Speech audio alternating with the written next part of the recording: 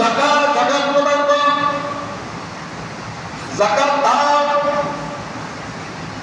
আমার ভাইরা, আল্লাহ পাক বলেন এই দিন যাকাত যদি হয়, রব্বুল আলামিন বলেন ওয়াযালিকা দীনুল কাইয়্যিমা, এটাই হলো সঠিক দিন, এটাই হলো সত্য ধর্ম।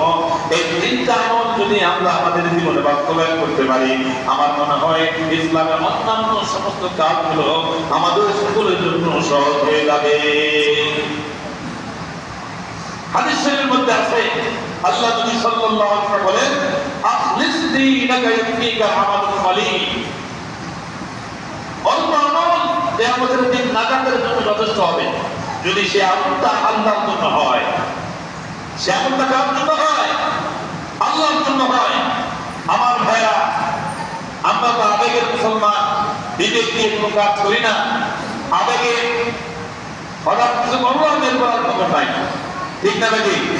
আমাদের বিবেককে জাগ্রত রাখি, মৃত্যুর আগ পর্যন্ত চেষ্টা করি ইসলামের পাবন্দি করে ঈমানের সাথে মৃত্যুবরণ করার, ঠিক না নাকি? আল্লাহ তাআলা আমাদেরকে তৌফিক দান করুন, আমিন। আনন্দ করুন, আমিন। আমার ভাইরা, এর মধ্যে আরেকটি আলোচনা না করলেই নয়। আপনারা জানেন ভারতে আমাদের নবী মুহাম্মদ সাল্লাল্লাহু আলাইহি ওয়াসাল্লামকে নিয়ে এক ঠাকুর মশাই কটাক্ষ করেছে এবং সেটাকে সেই দেশের পার্লামেন্ট সদস্য সমর্থন দিয়েছে। এই ব্যাপারে ভারত উত্তাল, জানেন কিনা? জানেন কিনা? আচ্ছা বলেন, নবী মুহাম্মদ সাল্লাল্লাহু আলাইহি ওয়াসাল্লাম শুধু ভারতের মুসলমান না সারা পৃথিবীর সমস্ত মুসলমানদের নবী?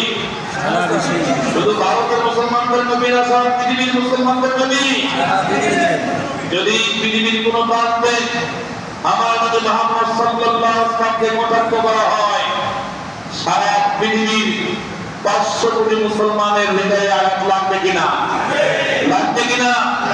আমি আপনাদের কাছে জানতে চাই, আমাদের নবী সাল্লাল্লাহু আলাইহি ওয়াসাল্লামকে আমরা আমাদের জায়গা, আমাদের মাল, আমাদের ছেলে সন্তান, আমাদের স্ত্রী, পৃথিবীর সব কিছু থেকে বেশি, এমনকি আমাদের জীবনের চেয়েও বেশি ভালোবাসি কে কে হাঁটতে?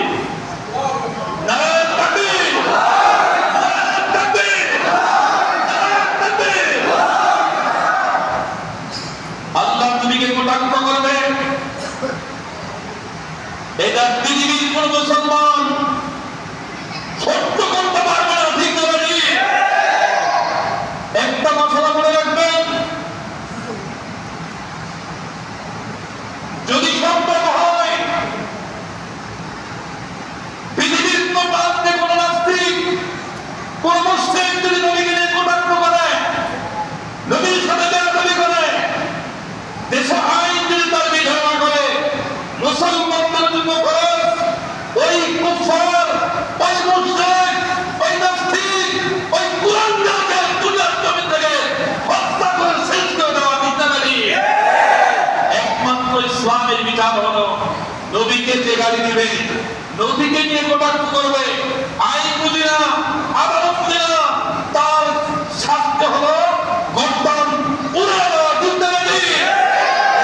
ইসলামের নীতি। আর এই নীতি দিয়েছেন আল্লাহ পাক, আমার নবীকে যে গালমন্দ করবে তার পৃথিবীতে বাঁচবার কোন অধিকার, পৃথিবীতে বাঁচবার কোন অধিকার।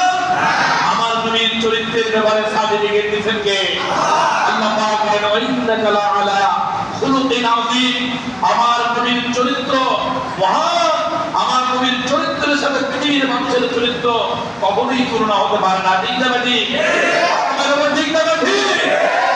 আমাদেরকে জান্নাত চিনিয়েছেন, জাহান্নাম চিনিয়েছেন, পরকালের খবর দিয়েছেন, পৃথিবীর মানুষকে অন্ধকার থেকে আলোর দিকে, জান্নাতের দিকে আহ্বান করেছেন, মার খেয়েছেন, শহীদ হয়েছেন।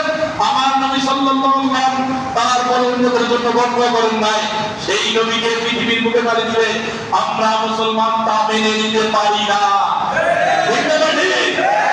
এই হলো ইমানের গরিব কাজ ফলো রাখবেন। আল্লাহর কসম, আল্লাহর কসম করে বলি, যদি আপনার আমল একটু কম হয়, নবী সাল্লাল্লাহু আলাইহি ওয়াসাল্লামের ভালোবাসা যদি হৃদয়ে পরিপূর্ণ থাকে, এই ভালোবাসা যদি মৃত্যুবরণ করেন, কিয়ামতের দিন আপনার নবী আপনার জন্য সুপারিশ করবে, ঠিক না? আলাইহি এক সাহাবী জিজ্ঞেস করলেন ইয়া রাসূলুল্লাহ ইয়া হাবিবাল্লাহ মা তাকুমুস সাআহ কিয়ামত কখন সংঘটিত হবে? আল্লাহ নবী বলেন তুমি যে কিয়ামত করছো কিয়ামতের জন্য কি প্রস্তুতি নিয়েছো? নামাজ আছে তোমার, রোজা আছে, হজ আছে, যাকাত আছে? সাহাবী বললেন ইয়া রাসূলুল্লাহ এগুলো তেমন কিছু নাই, তবে হ্যাঁ আল্লাহ এবং তার রাসূলের মহব্বত পরিপূর্ণ আছে। আল্লাহ নবী বুঝতে হাসি দিলেন। নবীজি সাহাবীর দিকে তাকিয়ে বললেন হে সাহাবী তাহলে কিয়ামতের দিন সে আল্লাহ এবং রাসূলের সাথে তুমি থাকবে। সুবহানাল্লাহ। আমার বাইরে হাদিস থেকে প্রমাণ হয় কি আমল একটু কম থাকলেও নবীর ভালোবাসা আল্লাহর ভালোবাসা হৃদয়ে যদি পরিপূর্ণ ধারণ করতে পারি অবশ্যই পরকালের জীবনে জান্নাত আমাদের তো হবে। ঠিক না ঠিক? আপনারা বলেন ঠিক না ঠিক? সাথে সাথে আমরা এটা বলতে চাই ভারত আজকে না আগের থেকেই শুধু লাফালাফি করে মুসলমানদেরকে নিয়ে শুধু এলান তাদের। ঠিক না ঠিক? আমার ভাইরা অমুসলিম কোনদিন মুসলমানের বন্ধু হতে পারে না। বাংলার জমিন অনুযায়ী কোন কুলাঙ্গার বাচ্চা আল্লাহ নবীকে নিয়ে কটাক্ষ করে সরকার আইনের ব্যবস্থা দাবি ঝাড়া করে আমরা জনগণ দাবি করবো। ঠিক আছে পৃথিবীর জমিনের বাচ্চা কি বলে? ঠিক আছে ইমানের দাবি এটা আমাদের মুসলমানদের দাবি। সুতরাং সেই হিসাবে সেই উপলক্ষে আজকে আমাদের বাংলা বাজার চত্বরে আমাদের এই কত মসজিদ আছে, মার্কেট মসজিদ, আমাদের মন্ত্রী মহোদয় মসজিদ, ব্যাপারী মসজিদ, আমাদের মসজিদ, ওই পাশের মসজিদ জয়নগর স্কুলের এই সমস্ত মসজিদের মুসলিমদেরকে নিয়ে আমরা নামাজের পরে একটা বিক্ষোভ মিছিল করতে চাই। নবীর যদি আমরা তো ভালো কি তাকে মানতে পারবো না, অন্তত দেখে দিতে চাই নবী আপনাকে কেন গান বন্ধ করলে আমরা বলতে থাকি না। ঠিক না ঠিক? আমরা পরিমাণের দাবিতে রাস্তায় নামি আমরা প্রয়োজনে তাদের বিরুদ্ধে আন্দোলন করে তুলি। ঠিক না ঠিক? এই জন্য আমাদের পরে একটি লোক যাবেন না। যদি মুসলমান দাবি করেন, আশেখ রাসূল দাবি করেন, মিনিমাম ইমান যদি আপনার অন্তরে থাকে, আমি বারবার বলছি আমল যদি থাকতে পারে নবীর ভালোবাসা যদি 100% থাকে কিয়ামতের দিন সুপারিশ পাবে। ঠিক না ঠিক? এই জন্য একটা মুসলিম আমাদের পরে যাবেন না। আমরা এখান থেকে মিছিল নিয়ে একসাথে রাকাই মসজিদ যাব।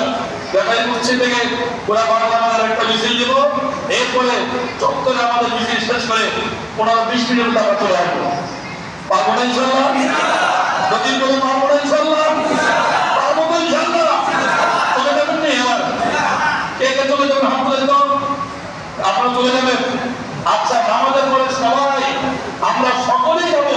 হাত তুলে কথা বলি সকলেই যাবো, একটা তো কথা বলবো না। কারণ আমরা এখানে কোনো হিন্দু না, মুসলিম না, আমরা সবাই ইমানদার। আপনারা আমরা সবাই ঠিক আছে? ঠিক না ঠিক? আপনারা শিক্ষা ভালোবাসি, জীবনের চলছি। ঠিক না ঠিক? 10-20 মিনিট সময় দিতে পারবেন না? কি মুসলমান হইলেন, কি ভালোবাসতেন? প্রতিটা লোক আমাদের পর ওয়েট করবেন। মিছিল নিয়ে আমরা ঢাকায় মিছিলে যাবো। আল্লাহ পাক আমাদের সকলকে নবীর আশিকি যত কবুল করুন। আমিন। আলহামদুলিল্লাহ রাব্বিল আলামিন। যারা পরে এসেছেন